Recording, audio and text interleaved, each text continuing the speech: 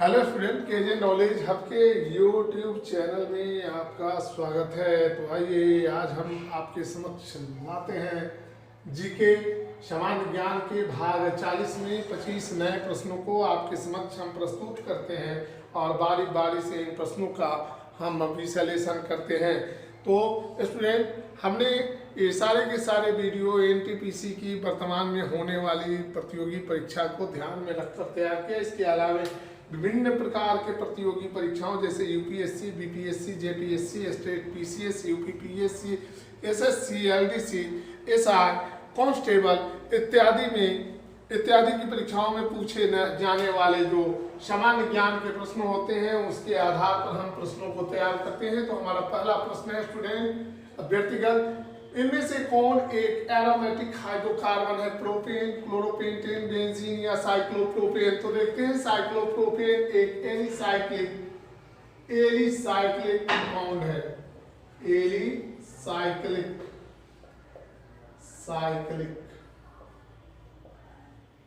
इसका गुण जो है एलिफैटिक यौगिकों के समान होता है। प्रोपेन जो है एक एलिफैटिक कंपाउंड है। एलिफैटिक क्लोरोपेंटेन जो है एल्कील हैलाइड है। और बेंजीन जो है एरोमेटिक हाइड्रोकार्बन है। वैसे हाइड्रोकार्बन जो चक्र का निर्माण करते हैं, चक्रीय यौगिक का निर्माण करते हैं, उनको एरोमेटिक हाइड्रोकार्बन कहा जाता है। तो स्टूडेंट, बेंजीन एरोमेटिक हाइड्रोकार्बन का उदाहरण है। इसका अनुसूत्र C6H6 होता है। तो हमारा उत्तर होगा बेंजीन अनुसूत्र होता है C6H6। मतलब इसमें कार्बन के 6 परमाणु और हाइड्रोजन के 6 परमाणु होते हैं और एक साइकिल का निर्माण करते हैं। देखते हैं, ऐसा साइकिल बनाते हैं। ये चक्र में वलय में जो है ये कंपाउंड होता है C6H6। ये इसका स्ट्रक्चर होता है। हमारा दूसरा सवाल है, एपीकल्चर का संबंध किससे है? पशुपालन से, मधुमक्खी पालन से, लाख उत्पादन से या मत्स्य पालन से?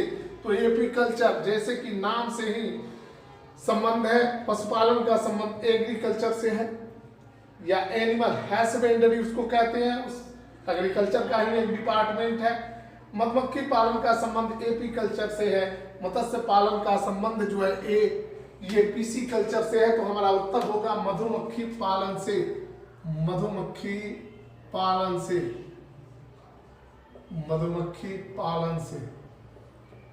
स्टूडेंट, हमारा तीसरा प्रश्न, आज का तीसरा प्रश्न है, विश्व हिंदी दिवस कब मनाया जाता है? 10 जनवरी को, 21 जून को, 14 सितंबर को या 1 दिसंबर को?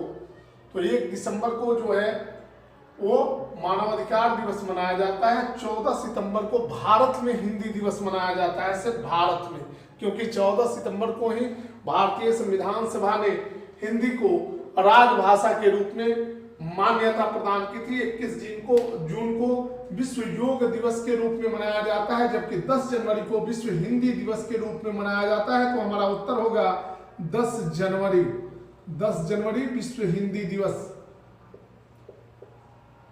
हमारा अगला सवाल है, प्रश्न संख्या 4, 2020 का भौतिकी का नोबेल पुरस्कार किसे दिया गया? Roger Penrose, United Kingdom, Reinhard Genzel, Germany, India देश, यूएसए यानी अमेरिका, और उपरोक्त में से सभी। तो इन तीनों को 2020 का नोबेल पुरस्कार दिया गया।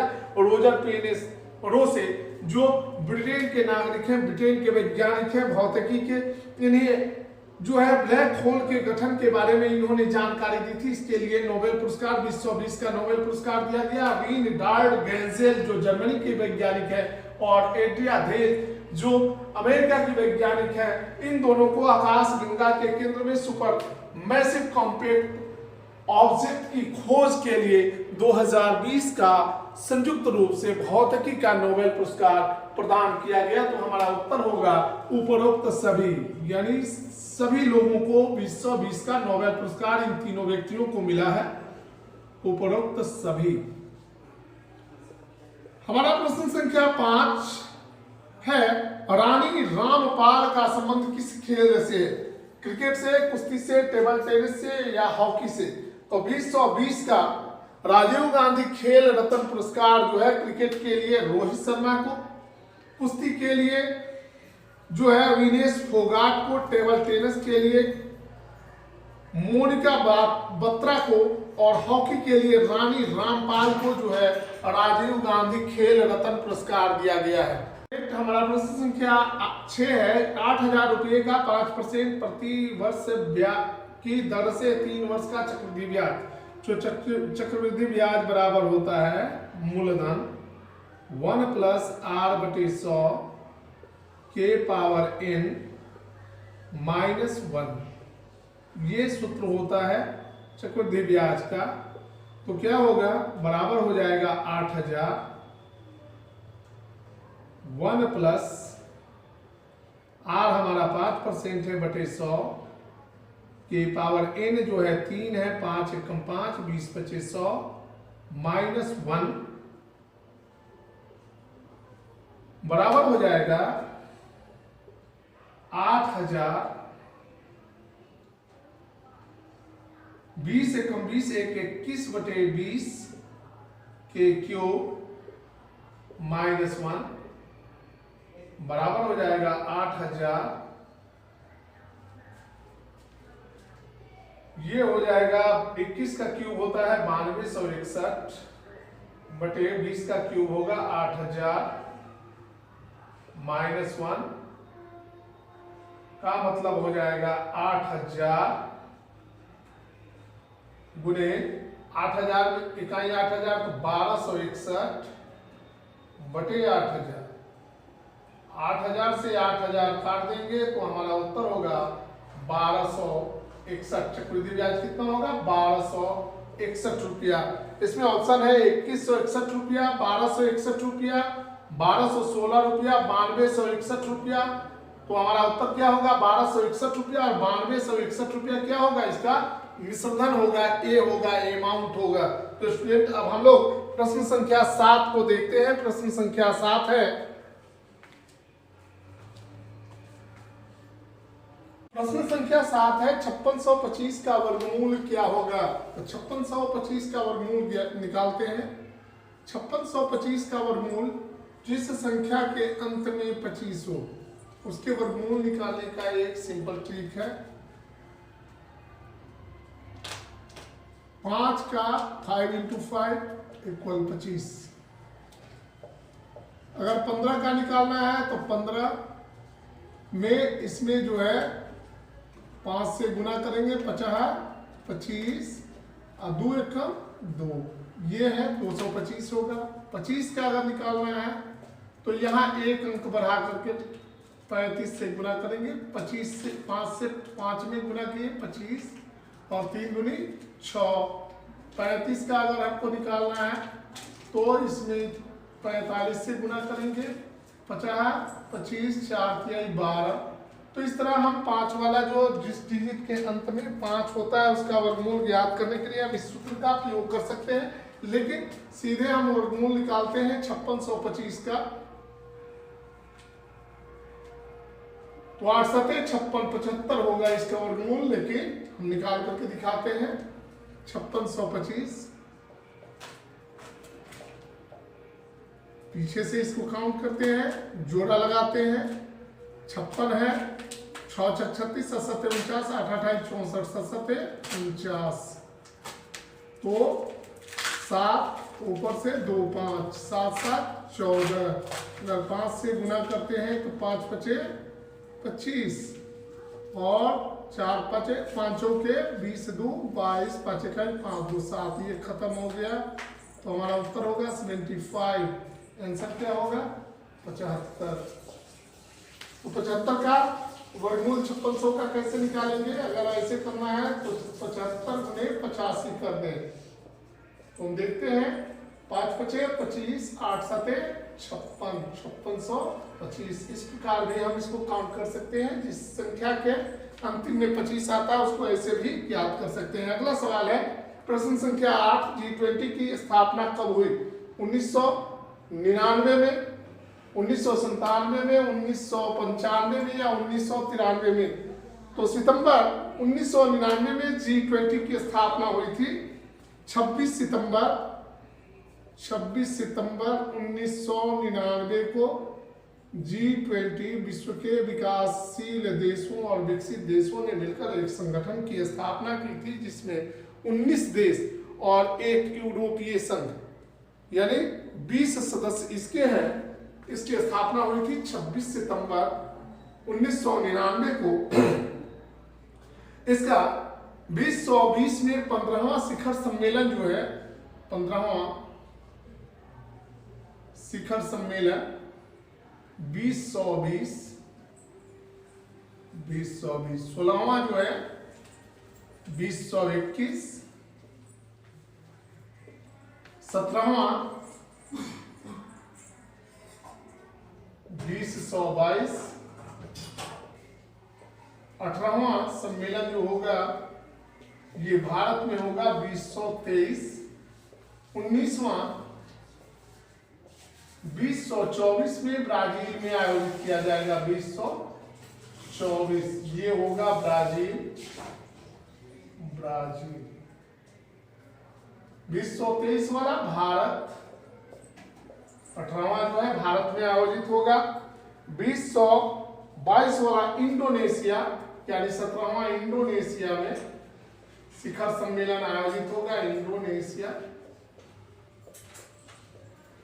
15वां जो है ये 2020 में सऊदी अरेबिया की राजधानी रियाद में आयोजित किया गया था, सऊदी अरब। और 16वां जो है 2021 का जो है ये इटली की राजधानी रोम में आयोजित किया जाएगा, इटली और रोम। अगला प्रश्न है, ये इसके शिखर सम्मेलन आने वाले जो शिखर सम्मेलन है 16वां 2021 में इटली रोम, 15वां जो है 2020 में सऊदी अरेबिया की राजधानी और रियाद में आयोजित किया गया था। 17वां शिखर सम्मेलन का आयोजन इंडोनेशिया में किया जाएगा 2022 में। 18वां जो है 2023 में भारत में आयोजित होगा और 2024 में 19वां शिखर सम्मेलन ब्राजील में आयोजित किया गया है। अगला सवाल है, WHO ने हाल ही में अफ्रीका महादेश के किस अंतिम देश को पोलियो मुक्त घोषित किया? बुरुंडी को, केन्या को, युगांडा को या नाइजीरिया को? तो नाइजीरिया को जो है, नाइजीरिया को पोलियो से मुक्त घोषित किया है WHO ने 2020 में। 2020 में नाइजीरिया देश को मुक्त किया गया है। अभी भी विश्व के 2 देश पोलियो से मुक्त नहीं हो पाए हैं, ये एशियाई देश हैं, पाकिस्तान और अफगानिस्तान। इन दोनों को अभी तक WHO ने पोलियो मुक्त घोषित नहीं किया है, जबकि नाइजीरिया जो था अफ्रीका महादेश का अंतिम देश था जिसको WHO ने 2020 में जो है पोलियो मुक्त घोषित किया। अगला सवाल है, चीन के प्रधानमंत्री कौन है? ली कीचियांग, शी जिनपिंग, झांग गोली। तो झांग गोली चीन के वर्तमान में उप प्रधानमंत्री हैं, उप प्रधानमंत्री। शी जिनपिंग वर्तमान में चीन के राष्ट्रपति हैं। ली पेंग चीन के भूतपूर्व प्रधानमंत्री हैं, जबकि ली कीचियांग वर्तमान में चीन के प्रधानमंत्री हैं। तो हमारा उत्तर होगा ली कीचियांग। ली कीचियांग, कीचियांग ये अभी वर्तमान में चीन के प्रधानमंत्री हैं। 2013 से ये चीन के प्रधानमंत्री हैं। अगला सवाल है, निम्नलिखित में से किसका घनत्व सबसे कम होगा? लकड़ी का, बर्फ का, सोना का या पारा का? तो लकड़ी का घनत्व होता है 700 kg पर मीटर क्यूब। बर्फ का होता है 916.7 kg पर मीटर क्यूब। सोने का होता है 19,320 kg पर मीटर क्यूब और पारा का होता है 13,546 kg पर मीटर क्यूब। तो सबसे कम किसका होगा? लकड़ी का। सबसे कम है 700 kg पर मीटर क्यूब, तो हमारा उत्तर होगा लकड़ी। अब सवाल ये भी पूछा जा सकता है कि सबसे कम घनत्व वाला पदार्थ कौन है। तो सबसे कम घनत्व वाला पदार्थ है हाइड्रोजन। हाइड्रोजन जिसका घनत्व होता है 0.0898 केजी पर मीटर क्यूब। और सबसे अधिक घनत्व वाला पदार्थ है ओसियम।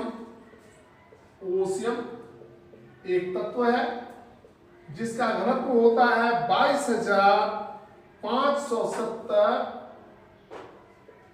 केजी पर मीटर क्यूब। स्टूडेंट, अब हम देखते हैं प्रश्न संख्या 12। अंतरिक्ष में पहुंचने वाला विश्व का प्रथम व्यक्ति कौन था? विश्व का प्रथम व्यक्ति कौन था? Edmund Hillary, Neil Armstrong, Junko Tabei, Yuri Gagarin. Edmund Hillary Mount Everest पर चढ़ने वाले प्रथम व्यक्ति थे, न्यूजीलैंड के रहने वाले थे। नील आर्मस्ट्रांग 1969 में 11 जुलाई को चंद्रमा पर उतरने वाले प्रथम व्यक्ति थे। जुंको तेवई जापान की महिला थी और ये विश्व की पहली महिला थी जिन्होंने माउंट एवरेस्ट पर फतह किया था। और यूरी गागरिन 1961 में वोस्टक यान से अंतरिक्ष में पहुंचने वाले प्रथम व्यक्ति थे। तो हमारा उत्तर होगा यूरी गागरिन। यूरी गागरिन रूस के नागरिक थे। गागरिन और साल था 1961 और विमान का नाम था वोस्टक।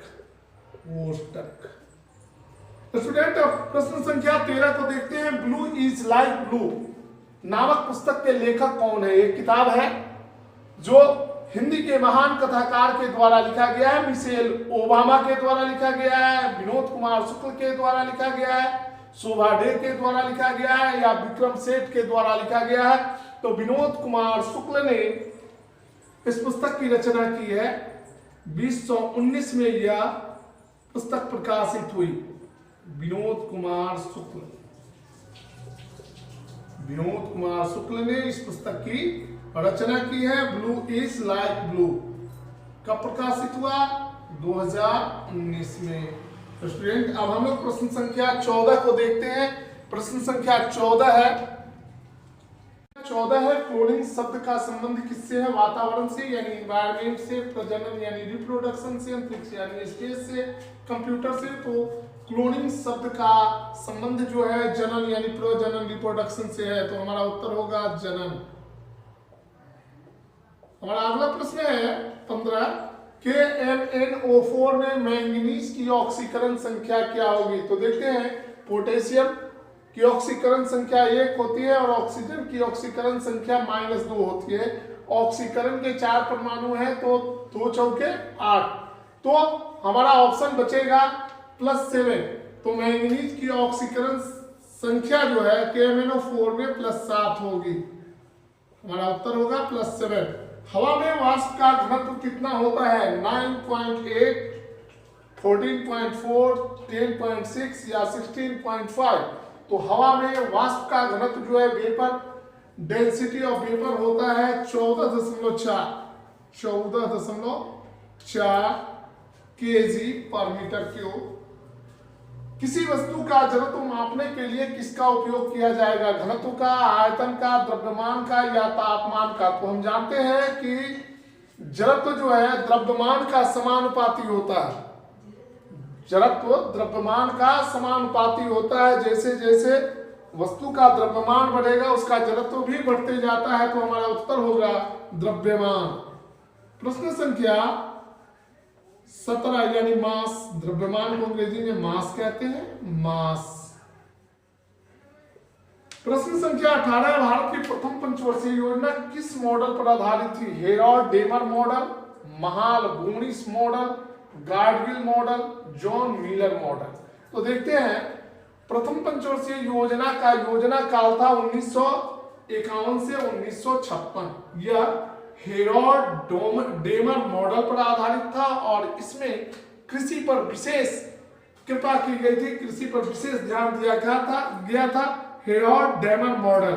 तृतीय पंचवर्षीय योजना भी हेरॉल्ड डेमर मॉडल पर आधारित थी, जबकि द्वितीय पंचवर्षीय योजना में उद्योगों के स्थापना पर विशेष बल दिया गया था और इसके लिए महालनोबिस मॉडल को अपनाया गया था।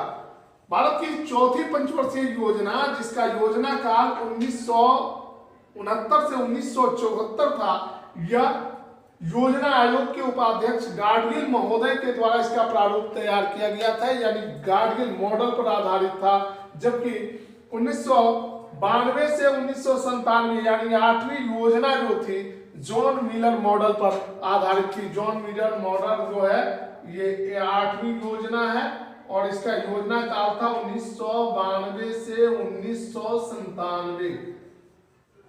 गाडगिल मॉडल जो था योजना अवकाश के बाद 3 वर्षों के 66, 67 और 69 3 वर्षों के योजना अवकाश के बाद गाडगिल मॉडल पर जो है चौथी पंचवर्षीय योजना थी और इसका योजना काल था 1969 से 1974। महालनोबिस मॉडल जो था ये 1956 से 1961 के बीच लागू किया गया था भारत में और इसमें विशेष बल दिया गया था। ये द्वितीय योजना थी, सेकेंड योजना थी, सेकेंड पंचवर्षीय योजना और इसमें उद्योगों के स्थापना पर विशेष बल दिया गया था। हेरोल्ड टर्नर मॉडल को लागू किया गया था 1951 से 1956। ये भारत की प्रथम पंचवर्षीय योजना थी और इसमें विशेष बल दिया गया था कृषि पर। भारत की चौथी योजना में विशेष बल दिया गया था कृषि और सिंचाई सुविधाओं के विकास पर। कृषि और तृतीय योजना में भी कृषि पर विशेष बल दिया गया था, कृषि और सिंचाई। और 8वीं योजना में रोजगार, आधुनिकीकरण और आत्मनिर्भरता यानी जॉन मिलर का जो मॉडल था जो 8वीं योजना के रूप में लागू किया गया 1992 से 1997। अगला सवाल है प्रश्न संख्या 19। 49/4 का मान क्या होगा? तो 49 का वर्गमूल क्या होगा? 7। ऑप्शन है 0.321, दूसरा ऑप्शन है 3.428, 3.17, 3.5। तो 49 का वर्गमूल होता है √49/4। 49 का 7, 4 का 2, 3.5। तो हमारा उत्तर होगा 3.5। स्टूडेंट अब हम लोग प्रश्न संख्या 20 को देखते हैं। प्रश्न संख्या 20 है, देखते हैं प्रश्न संख्या 20। फार्मोसा किस देश का पुराना नाम है? भारत का पुराना नाम जम्बूद्वीप, आर्यावर्त, रेवाखंड इत्यादि है। श्रीलंका का पुराना नाम आप जानते हैं सीलोन है। म्यांमार का पुराना नाम वर्मा है, जबकि ताइवान का पुराना नाम फार्मोसा है। तो हमारा उत्तर होगा ताइवान। हमारा अगला प्रश्न है प्रश्न संख्या 21। 12वां विश्व हिंदी सम्मेलन का आयोजन कहाँ होगा? 2021 में कहाँ होगा? देवास, ये मध्य प्रदेश में है। पोर्ट लुई मॉरिशस की राजधानी है। भोपाल, ये मध्य प्रदेश की राजधानी है। जोहानिसबर्ग, ये दक्षिण अफ्रीका की राजधानी है। तो इन सब जगहों पर विश्व हिंदी सम्मेलन का आयोजन हो चुका है या होगा। तो देवास मध्य प्रदेश में 12वां विश्व हिंदी सम्मेलन का आयोजन होगा। इसके पहले वाले यानी 11वां विश्व हिंदी सम्मेलन का आयोजन पोर्ट लुई में हुआ था। इसके पहले भोपाल में हुआ था 10वां और जोहानिसबर्ग में 9वां विश्व हिंदी सम्मेलन का आयोजन हुआ था। तो हमारा उत्तर होगा देवास मध्य प्रदेश। देवास मध्य प्रदेश। प्रश्न संख्या 22। AAP कहाँ की समाचार एजेंसी है? न्यूजीलैंड की, फिजी की, ऑस्ट्रेलिया की या ऑस्ट्रिया की? तो AAP ऑस्ट्रेलिया की समाचार एजेंसी है, ऑस्ट्रेलिया। हमारा अगला सवाल है प्रश्न संख्या 23। मछली के हृदय में कितने कोष्ठ होते हैं? मनुष्य के हृदय में 4 कोष्ठ होते हैं, मेढक के हृदय में 3 कोष्ठ होते हैं और मछली के हृदय में कितने कोष्ठ होते हैं? तो मछली के हृदय में एक आलिंद होता है और एक निलय होता है, यानी 2 कोष्ठ होते हैं। तो हमारा उत्तर होगा 2 कोष्ठ। प्रश्न संख्या 24। रणजी ट्रॉफी 2020 का विजेता टीम कौन है? बंगाल, दिल्ली, सौराष्ट्र या मुंबई? मुंबई ने अब तक 70 वर्ष के इतिहास में सर्वाधिक बार रणजी ट्रॉफी का विजेता टीम है मुंबई। इसने 41 बार अब तक इस ट्रॉफी पर कब्जा जमाया है, जबकि 2024 के रणजी ट्रॉफी में 70 वर्ष में पहली बार सौराष्ट्र की टीम ने रणजी ट्रॉफी पर कब्जा किया और बंगाल की टीम जो थी उप विजेता टीम बनी। तो हमारा उत्तर होगा सौराष्ट्र। सौराष्ट्र। प्रश्न संख्या 25। स्टूडेंट, हम लोग अब समाप्ति के कगार पर हैं। ये आज का जो एपिसोड है हम यहाँ समाप्त करने जा रहे हैं। यूएसए के नवनियुक्त विदेश मंत्री कौन है? James Mattis, Rex Tillerson, Mike Pompeo या एंटनी ब्लिंकन? तो हमारा जेम्स मैटिस ट्रंप प्रशासन में रक्षा मंत्री थे। रेक्स टिलरसन ट्रंप प्रशासन के पहले वाले भाग के विदेश मंत्री थे। माइक पोम्पियो जो CIA के निदेशक थे, वे बाद में ट्रंप प्रशासन के विदेश मंत्री बनाए गए, लेकिन जो बाइडेन ने अपना विदेश मंत्री एंटनी ब्लिंकन को नियुक्त किया है। Antony Blinken. Antony Blinken. तो स्टूडेंट, आज हमने आपके समक्ष 25 प्रश्नों को प्रस्तुत किया, बारी बारी से उनका विश्लेषण किया। अगर आपको हमारा वीडियो अच्छा लगे तो आप इसे लाइक करें, शेयर करें, सब्सक्राइब करें, हमारे अगले वीडियो का इंतजार करें। तब तक के लिए हम आपसे विदा लेते हैं। Bye bye.